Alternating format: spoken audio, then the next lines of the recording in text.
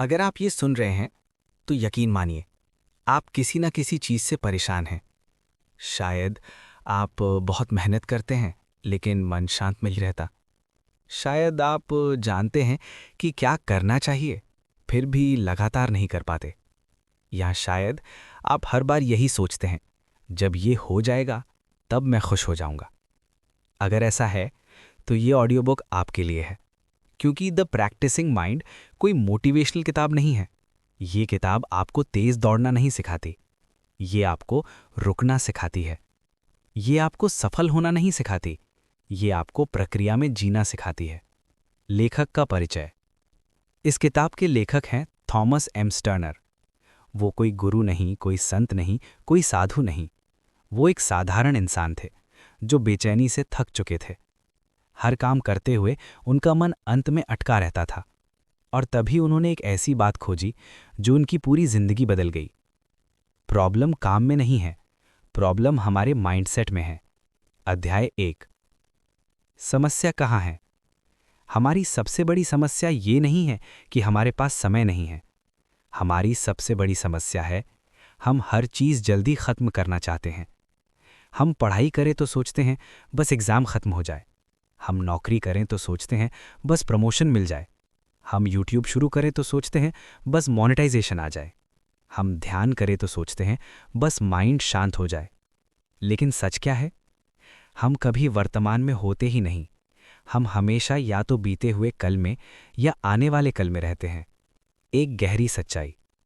लेखक कहते हैं हम अपने जीवन का 90% हिस्सा उस पल में बिताते हैं जो अभी आया ही नहीं है। और यही कारण है कि हम थके हुए रहते हैं, काम से नहीं, सोच से। मंजिल का धोखा। बचपन से हमें एक ही चीज सिखाई गई, पहले काम करो फिर आराम मिलेगा।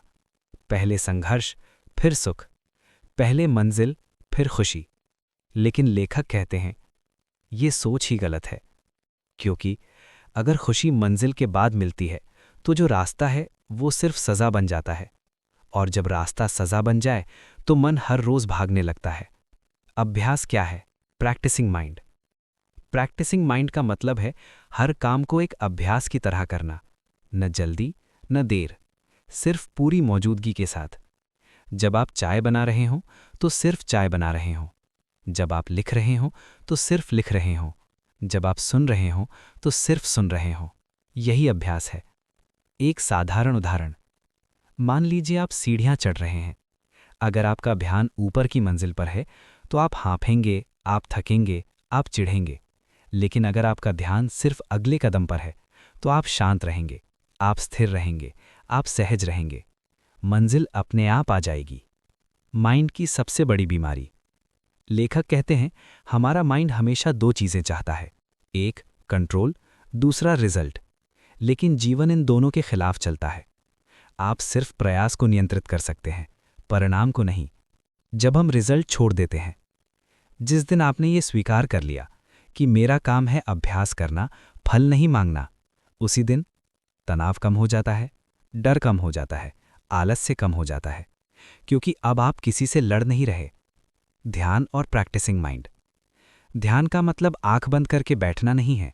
ध्यान का मतलब है जो कर रहे हो उसी में पूरी तरह होना।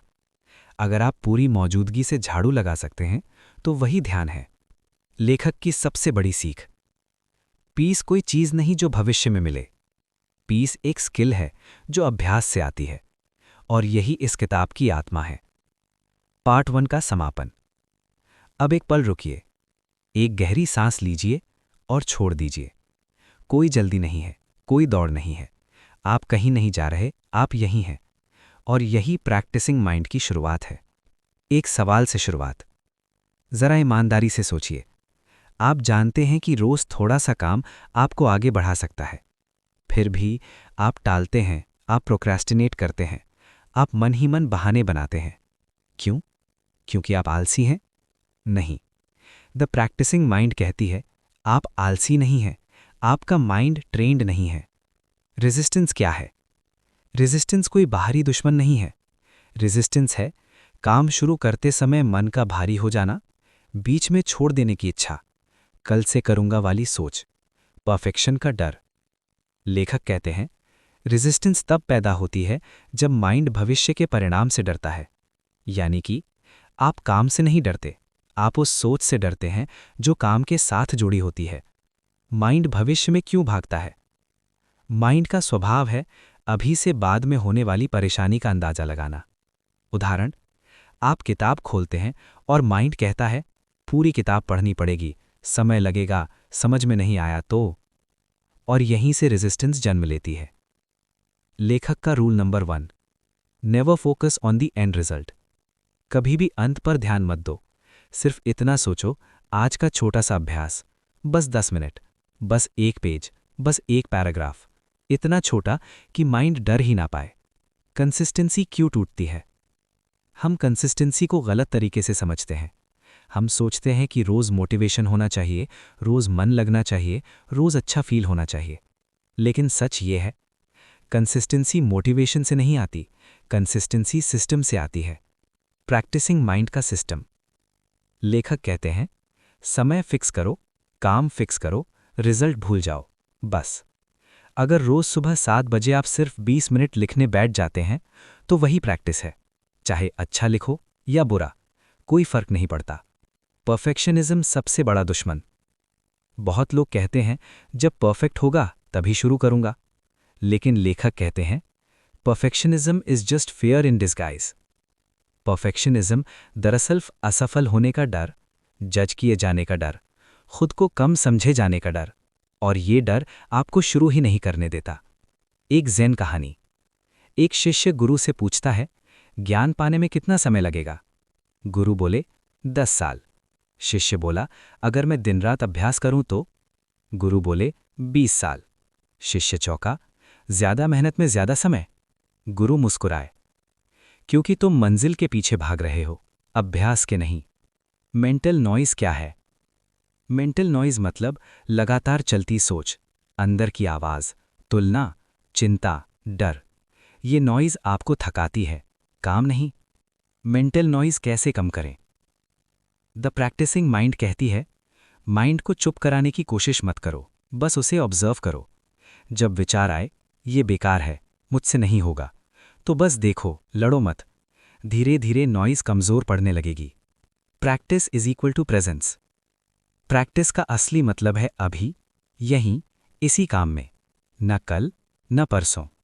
लेखक की सबसे powerful line, the secret to success is not discipline, it is relaxation. जब आप रिलैक्स्ड होते हैं तो माइंड सीखता है, जब आप दबाव में होते हैं तो माइंड भागता है। फ्लो स्टेट क्या है? फ्लो स्टेट वो अवस्था है जहां समय का पता नहीं चलता, जहां काम बोझ नहीं लगता, जहां आप खो जाते हैं। और फ्लो तभी आता है जब आप रिजल्ट छोड़ देते हैं, प्रोसेस में टिक जाते हैं। छोटे अभ्यास का जादू। लेखक कहते हैं, रोज थोड़ा लेकिन रोज, यही फॉर्मूला है। कोई मैराथन नहीं, कोई रेस नहीं, बस चलना है। पार्ट 2 का शांत समापन। अब फिर एक पल रुकिए, गहरी सांस और धीरे छोड़िए। कोई जल्दी नहीं है, कोई दौड़ नहीं है, आप कहीं नहीं जा रहे, आप यहीं हैं। और यही प्रैक्टिसिंग माइंड की शुरुआत है, एक सच्ची शुरुआत।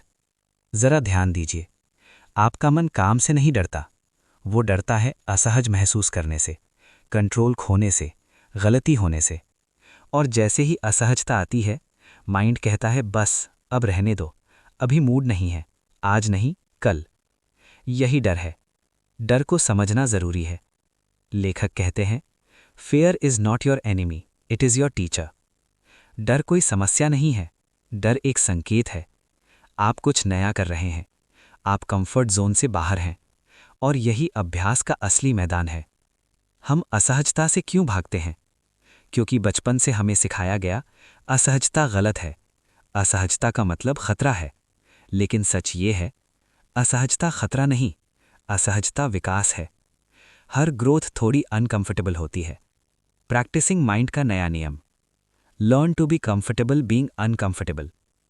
असहजता के साथ रहना सीखिए, भागिए मत, लड़िए मत, बस रहिए। एक बहुत साधारण अभ्यास, जब अगली बार काम करते हुए बेचैनी आए तो उसे हटाने की कोशिश मत करो, उसे बदलने की कोशिश मत करो। बस मन में कहो, ठीक है, अभी ये भी रहेगा, और फिर काम करते रहो। माइंड को ट्रेन कैसे किया जाए? माइंड कोई दुश्मन नहीं है। माइंड एक बच्चा है, और बच्चे को डांट से नहीं, नियमितता से सिखाया जाता है। लेखक का तरीका। माइंड को सिखाने के लिए छोटे छोटे लक्ष्य, तय समय, बिना दबाव। अगर आप रोज सिर्फ 15 मिनट किसी काम को करते हैं तो माइंड सीख जाता है कि यह सुरक्षित है, और डर धीरे धीरे कम हो जाता है। डिसिप्लिन नहीं, रूटीन। लेखक कहते हैं, discipline is force, routine is kindness. जब आप खुद पर जोर डालते हैं तो माइंड रिबेल करता है। जब आप रूटीन बनाते हैं तो माइंड सहयोग करता है। रूटीन कैसा हो? बहुत सिंपल। एक ही समय, एक ही जगह, एक ही काम, बस। कोई भारी प्लानिंग नहीं। Emotional roller coaster. कई बार आप अच्छा महसूस करेंगे,